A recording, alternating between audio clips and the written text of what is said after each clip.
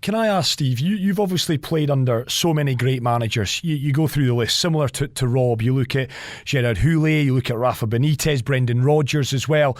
If you were to take all those managers, Fabio Capello, Sven-Göran Eriksson from an England perspective, who's the manager that had the biggest impact on you? As a player, Rafa Benitez, without a shadow of a doubt. I think Houllier was that father figure for me when I first came into the team, and he helped obviously sort of change the profile of me in terms of size and being able to cope with the demands. He introduced me to being an elite player in terms of your standards on and off the pitch, and he gave me opportunity. So he played a major role at the beginning, and he held me hand through the stages where you're raw and you're trying to find yourself as a player.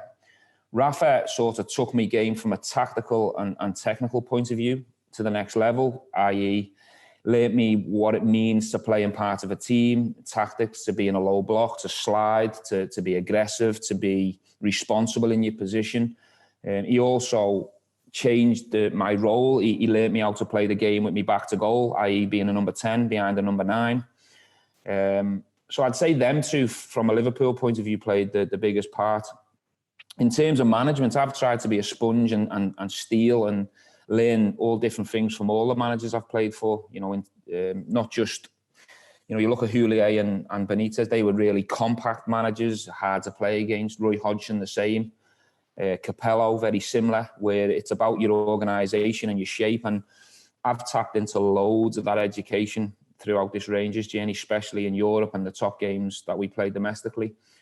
At the same time, I've stole stuff from Brendan Rodgers, from other managers, Sven-Göran Eriksson, them type of people, in terms of the style, how it looks, in terms of playing through the lines, building from the back. And I think it's important to be yourself when you're in these roles and do it your way. But I've worked with top managers and top coaches, so I'd be a fool not to try and steal and use their expertise as well for my benefit. Steve, does man management play a huge part of your role as well? Massive. Would you say, because I'm a big believer in man management more than anything. So you've just mentioned that the likes of Rafa, the likes of Gerrard Houllier, who technically and tactically were as good as anyone I've ever seen. But like the man management was not superb, but I enjoyed playing managers who used to sort of take you under wing and get you to go out there and express yourself that little bit more. Yeah, I think Houllier was really skilled. He knew when to provoke, but when also to put his arm around you. And I think he was a bit more forceful with the more experienced players, i.e. yourself and Paul Ince, and he was probably a bit more firmer with you guys. I got a lot more man management off Houllier, probably because of my age. Yeah.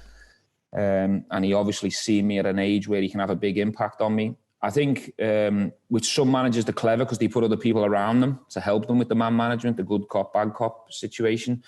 For me, man management's not just being nice to a player all the time and giving him hugs and telling him he's great and blowing smoke. That's not man management for me. For me, it's about being honest and building that relationship and having that respect and knowing when to provoke a player and when a player needs his arm around them. Because at the end of the day, they're all human. They're all different.